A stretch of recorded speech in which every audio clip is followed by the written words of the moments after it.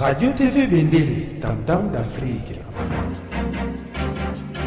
Flash, flash, flash, flash. Kabila pris dans la tourmente de sa tour de Babel.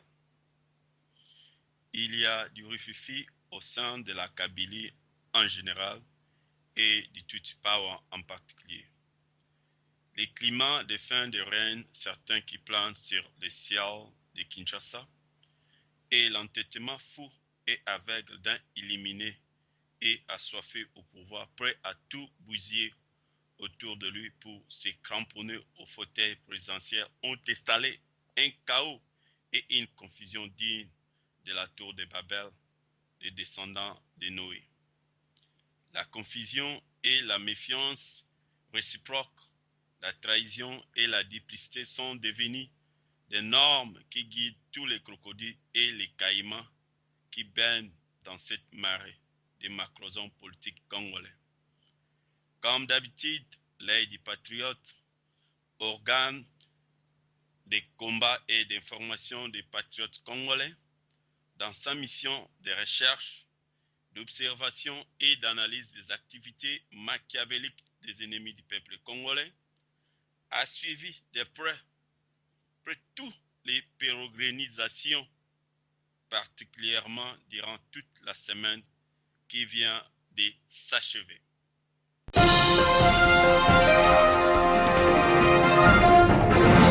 Aparecos Wiki News. Les nouvelles hebdomadaires d'Apareco. Aparecos Veckans Nyheter. Sangoyan Poso e Apareco.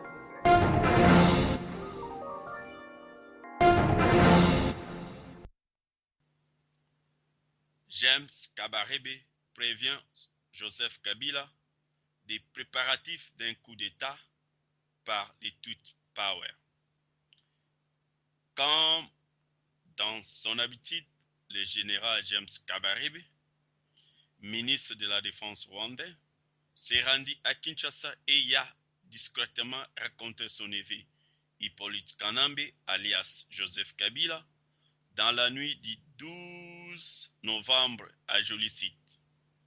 Il a alerté au sujet d'un coup d'État que prépare contre lui Ruberwa et Nyarugabo avec la bénédiction de Paul Kagame.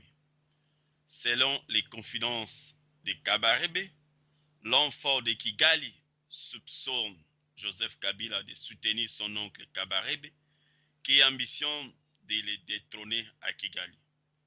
Les services rwandais soupçonnaient Kabarebe d'être déjà en contact avec le général Kayumba Nyamwasa en Afrique du Sud. La méfiance entre le ministre de la Défense et son chef serait donc à son comble, d'où il a profité de sa mission hebdomadaire pour alerter son neveu du danger. Une deuxième raison qui a poussé le Kagame à lâcher Kabila, selon toujours les confidences de James Kabarebe, c'est l'échec de la dernière mission du Tutsi Power aux États-Unis. En effet, vers la fin du mois d'octobre, Kabila venait de dépêcher sur conseil et avec l'appui de Paul Kagame, une délégation du Tutsi Power à Washington pour rencontrer les lobbies proches d'Obama avec des dons pour infléchir la position de la Maison Blanche vis-à-vis de Kabila en vue de lui permettre un glissement pour un troisième mandat. La délégation était composée de Janet Kabila, Azaria Ruberwa et Bizima Karamouito. Cette mission fit un échec puissant.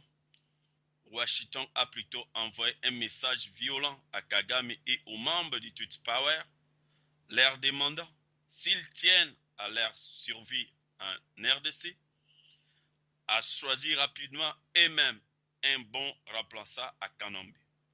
Ces deux raisons seraient à la base de la décision de Paul Kagame d'initier et de soutenir la dynamique de l'évissement.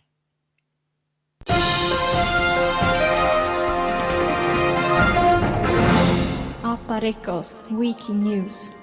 Les nouvelles hebdomadaires d'Apareco. Aparecos Veckans Nyheter. Sangoyan Poso e Apareco.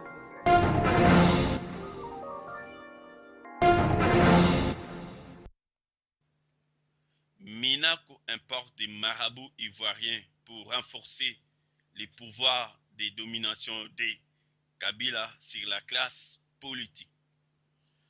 Devant ces menaces, Kanambe ne lésine plus sur les moyens de se cramponner à son fauteuil.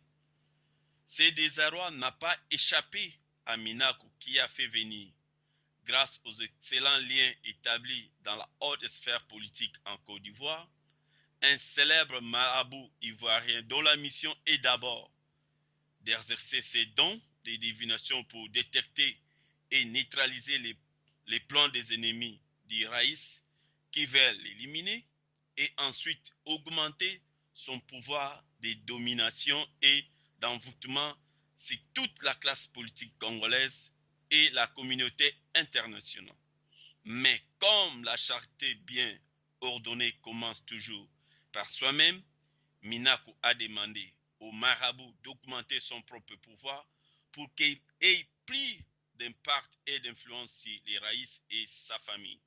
Ainsi, avec l'appui logistique du marabout, Minaku a convaincu Joseph et Jeannette Kabila que Matata Mpogno, Kengo Adondo, Numbi et Mondo Simba sont des conspirateurs qui préparent un coup d'État contre lui dans les tout prochains jours.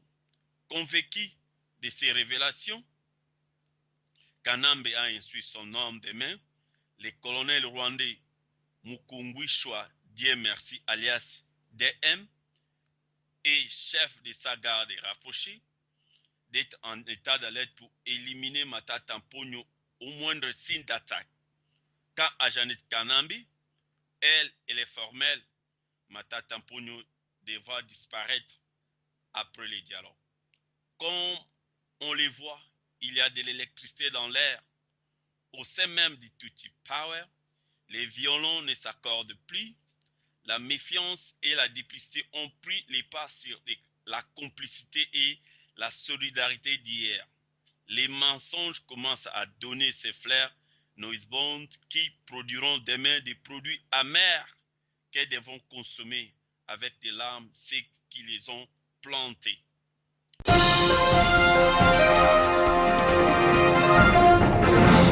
Aparecos Wikinews. Les nouvelles hebdomadaires d'Aparico.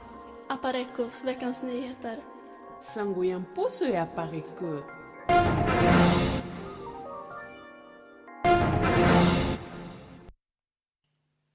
Félix Tshilombo, sommé par Kabila d'amener son père à Kinshasa, sous peine de déballage avec vidéo. Devant les déclarations contradictoires et les témoignements de Tshisekedi père et fils à s'engager résolument dans la voie du dialogue comme prévu, Joseph Kabila, excédé, vient de taper du poing sur la table. Il a décidé de monter les tons d'un écran et de passer à la vitesse supérieure. Il a adressé un message de menace assorti de chantage à Félix Tshilombo, qui a négocié les dossiers. S'il ne fait pas descendre son père à Kinshasa pour les travaux du dialogue qui doivent débuter au plus tard le 20 novembre prochain, il autorisa ses deux griots, Mende et Atundu, de diffuser les vidéos qu'il a gardées secrètement jusqu'ici, montrant comment Tshilombo avait reçu de l'argent, comment Matata Mpogno allait remettre de l'argent à Limité, et comment Mugalouk rencontrait Maman Marthe, l'épouse de Tshisekedi, et la sœur de Tshisekedi.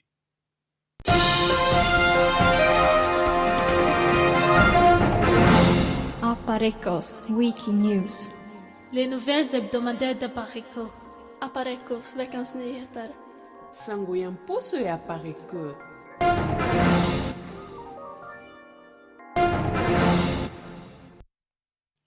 Cela s'appelle éventre les bois.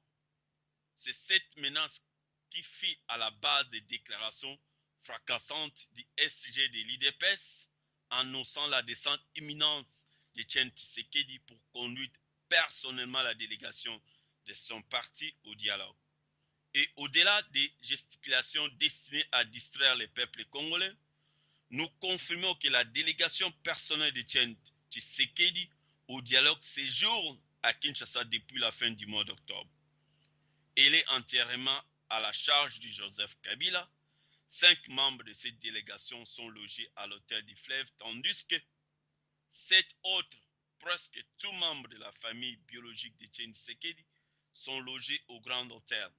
Tous les frais, boissons, repas, séjours sont à la charge de la présidence. Et bien plus, André Atundu, le SG de la MP qui est chargé leur encadrement, leur a remis des bons pour manger gratuitement dans des restaurants hors de l'hôtel et pour se ravitailler en carburant. Et il suffit qu'un membre de la délégation donne un coup de fil pour signaler les restaurants dans lesquels il mange pour que Atundu dépêche sa collaboratrice, une certaine Liliane, pour régler la note. Voici les noms de quelques délégués partis de la diaspora et que nous avons pris au hasard. 1. Ngalamouloumbe Martin en provenance de Bruxelles. 2. Kabengele Vincent en provenance de Bruxelles. Mwaka André en provenance de Madrid. Marie-Maleden Ngalula en provenance de Paris. Et Mouswamba Anne-Marie.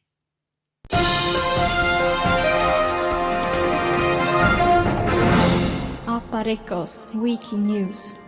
Les nouvelles hebdomadaires de Pareco. Aparecos Veckans Nyheter. Sangoyamposo et Apareco.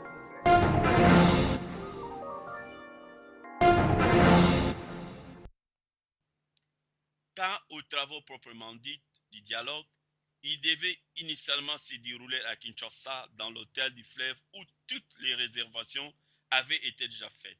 Mais en dernière minute, Mugalu et Atundu ont convaincu leur boss de la nécessité de transférer cette messe noire à Mwanda pour éviter le débordement de la jeunesse quinoise qui ne décollera pas contre cette mascarade. Au moment où nous couchons ces lignes, toutes les dispositions sont prises pour transférer cette rencontre à Mwanda, loin du regard du peuple congolais. Mais un adage africain dit « Partir les premiers ne veut pas dire que vous avez gagné la course. »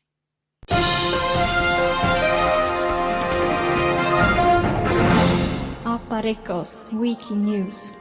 Les nouvelles hebdomadaires de Pareco. Aparecos Veckans Nyheter. Sangoyamposo et Apareco.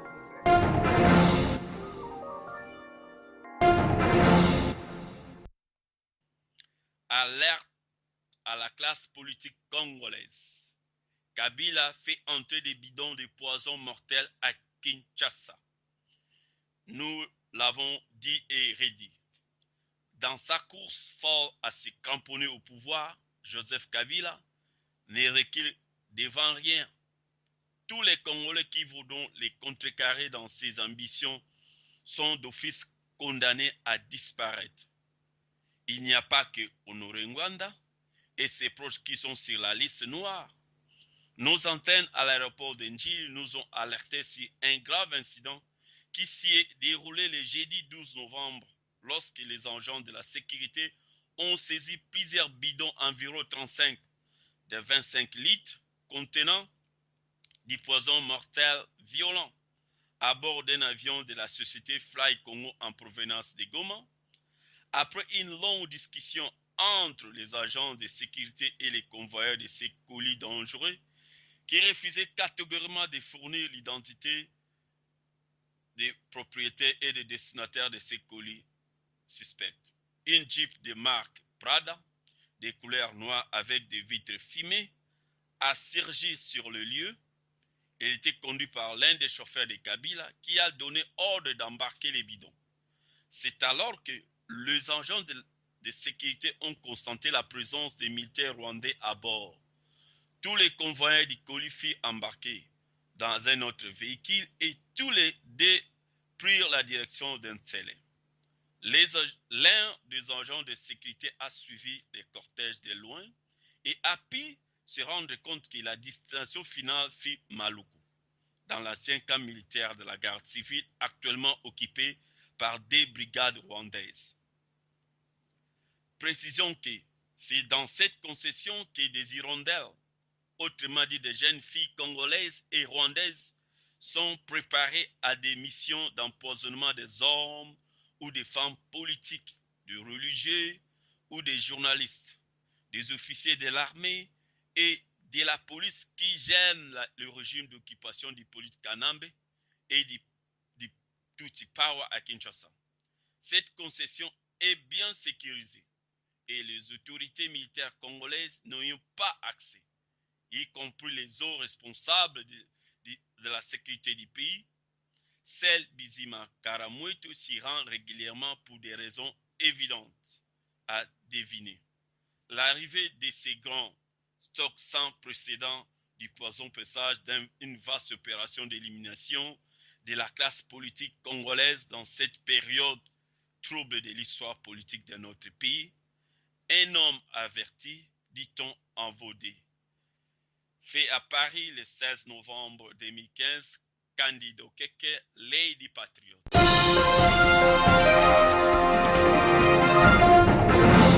Aparecos Wikinews. Les nouvelles hebdomadaires de Pareco. Aparecos veckans nyheter. Sangoyamposo e Aparecô.